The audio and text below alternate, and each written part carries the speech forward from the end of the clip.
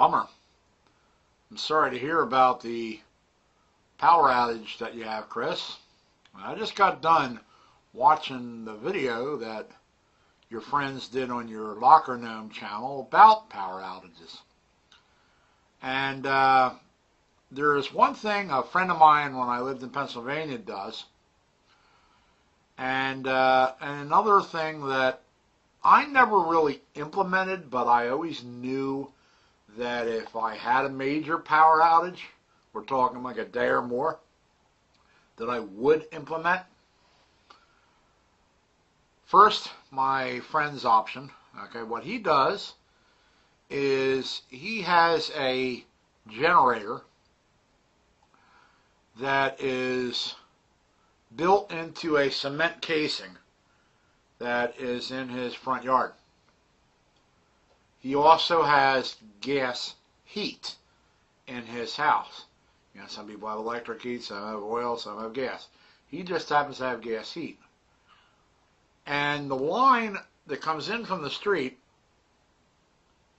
breaks off, and one part goes into his house to heat his house. The other part goes over to the generator.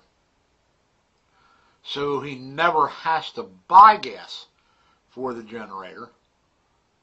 And if his power goes off, all he has to do is flip one switch. It goes on to generator power, and that generator is pretty quiet. And he has it set up so he can run a lot of different things in his house. It can run any plugged-in light. It can run his refrigerator. And it can also run his home entertainment system, his computer and his stereo.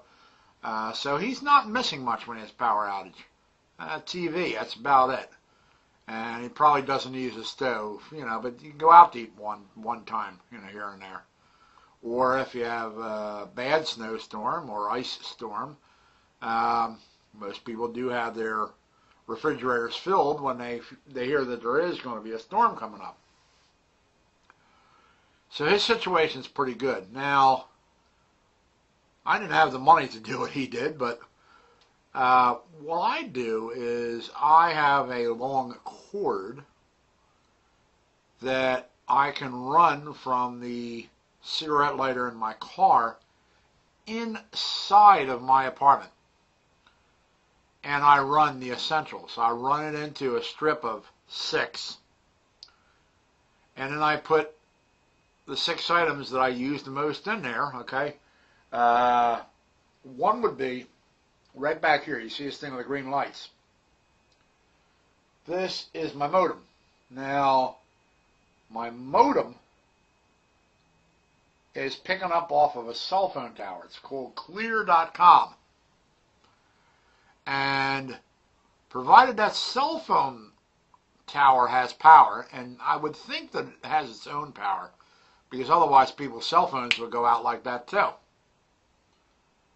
All I really have to do is get power to this. It's going to communicate with that tower. It's a mile up the road. And as you can see, I'm doing this video on here. There's no lag. And there's also, you know, I can stream sports on there. It's 4G. And I can enjoy my internet. But, you know, I plug my monitor in, and I would plug my my Mac Mini in there. I probably plugged in my MacBook. And if I need to really have a backup as far as you know, receiving a signal, I got this. And I can tether this to one of my 2 computers and just pick up the signal off this if there is something going wrong with the tower up there. The other alternative would be to take my laptop computer and go to my automobile. I have a little switch that I bought a number of years ago. You plug it into the cigarette lighter. And I don't know why I'm calling it a cigarette lighter, because no one smokes anymore. But you plug it into the cigarette lighter, and it's got a little off-on switch on it. It's got 2 outlets. One outlet is for a modem, which would be this baby right here, portable. Take it right out to the car. And if it's not picking up off the tower near my place, I can drive it out and it'll pick up off a tower somewhere else. Might even be a better signal. And the other outlet is for my laptop computer. One for the modem, one for the laptop. And once again, I have this. So that's pretty much what I have planned out when I have a power failure. I've been very fortunate not to have one since I think 2007. I think 2007 was the last power failure we had. So that goes back a little ways. So just wanted to add my suggestions to the video that your friends did. And hopefully you have your power on sometime today. Take care. Bye.